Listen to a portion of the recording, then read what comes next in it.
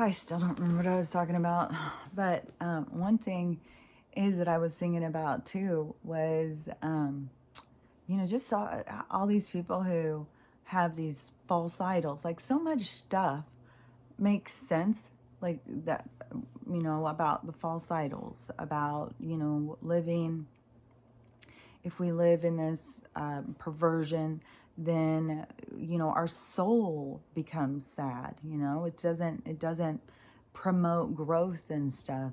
It promotes like pain and feeling disappointed and you know I was thinking about how many souls, like how many people, young people, came in and learned, by having sex at a young age, getting pregnant, having a kid with somebody, and then finding out, like, I don't even like this person that much. I don't even align with them at all. Morally, like, we have totally different values. What's important to me is not important to this person. And, like, but that's what I'm saying is like we are not going into these, with awareness, like of, going into it like we know what we're doing. We're just like, oh, well, this sounds good. How about I do this for now, you know? And it starts at a young age, and it's like, I mean, we have sexual desires. It's like inside of us, so there's nothing you can do about that. But there's a promotion of this in our society, in our culture, with the TV and stuff like that, to to go into these sexual relationships at a young age. And then, so many people, they end up with their lives just in a big old mess, divorce courts and custody battles and problems with child support and all of this stuff, because they were too young to have sex with somebody that they didn't even really know them that well. Like, even if you know this person really well, like you've known them since second grade, you grew up in junior high, you fell in love, you started going out in high school, you started having sex your, junior year or whatever. Even though you've known this person, you've known their family, you know everything about them, they're still too young. They haven't even began to know themselves. You know them as a son, as a child of these people. They haven't gone out and expressed themselves yet as an individual. They haven't gone out and developed themselves. They haven't even gone out and found themselves yet. So you don't know how they're going to be. Doesn't matter if, oh, well, their parents have been married forever and they go to church and they're really good people and stuff like that. None of that stuff will matter, because that person may be nothing like them. He may grow up and, become an atheist, womanizing pig, you don't know. So, yeah, you can't sit here and think like, oh, because somebody at 17 is obedient to their parents at 27, they're going to be, the same as what you thought. No, because we're all growing all the time.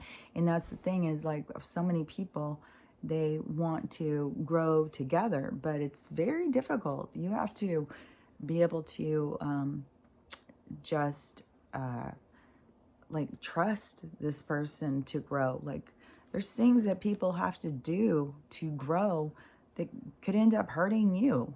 So, but they need to do these things to grow. So, yeah, if you're attached like that so young, you're going to go into a pattern of hurting each other. So I just think, starting relationships really young is just, it's not productive to your future. But it's lessons, it's stuff that you came to learn. So I just think that we are moving out of these lessons that we've been experiencing. And I think that there's a lot of people who learned like about that. I mean, more than half of our society is divorced at least once, and some people have completely given up on relationships. They're so put off by it, like, You know, it's ridiculous, but it's not that. It's that we go into relationships that align with us at the time, but if we're not in a good headspace, then, why do you want to be with someone else who's in a bad headspace? It's not going to help you. And it's so crazy how many people, how many of us think like, oh, this relationship is going to heal me, it's going to solve all my problems. I've finally found love, and we're going to be so happy. And then, the first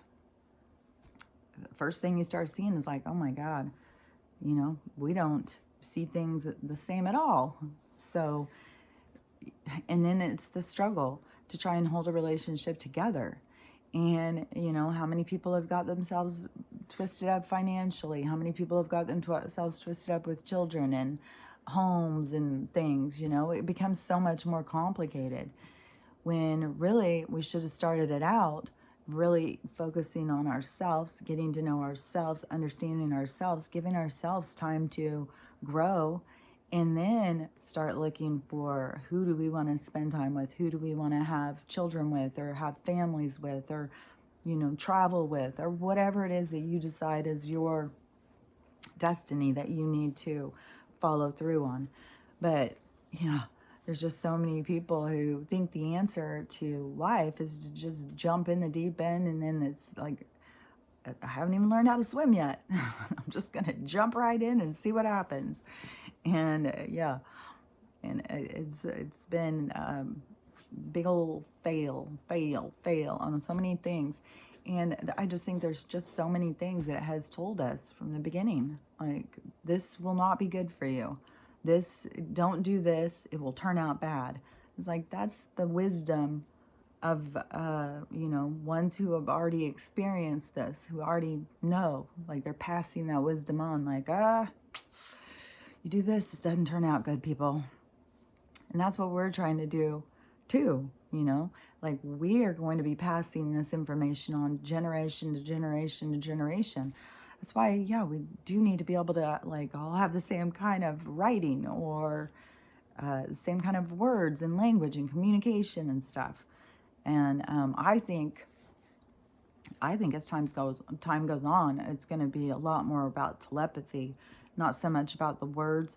But I think as it's moving more towards that, I think we're going to really reduce the words, because I've started looking at words so differently over the last few years, and using different words that make sense to me, just like the asexual, bisexual. It's just like, I don't care how they say it in a dictionary. I don't care what they say. What makes sense to me, bi is 2, a is 1. So if you are asexual, you are just understanding your own sexuality. If you are bisexual, you are trying to understand sex with another person.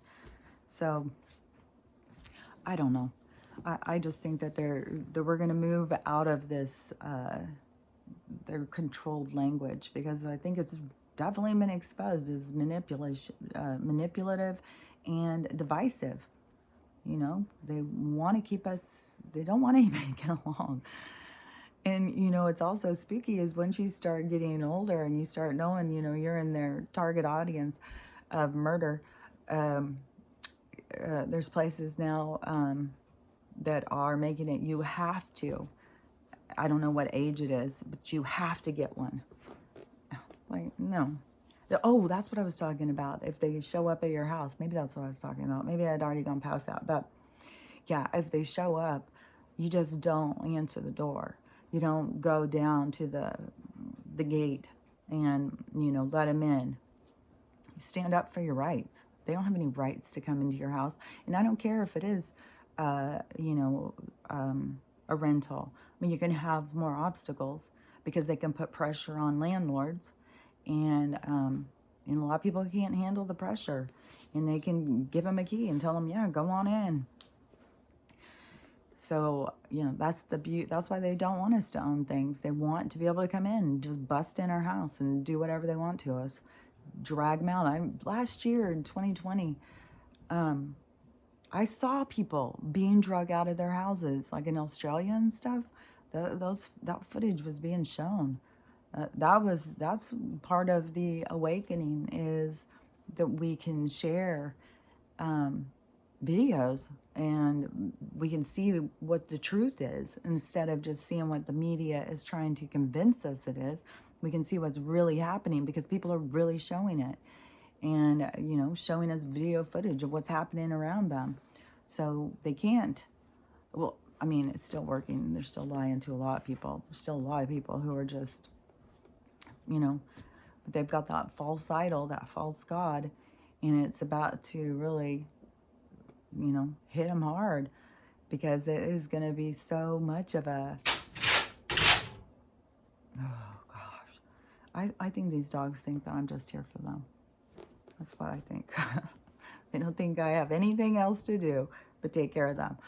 Oh, I'm really excited for my trip. I need a vacation. This job is a lot. That's pretty funny. I'm whining about opening and closing the door for dogs. That's a lot.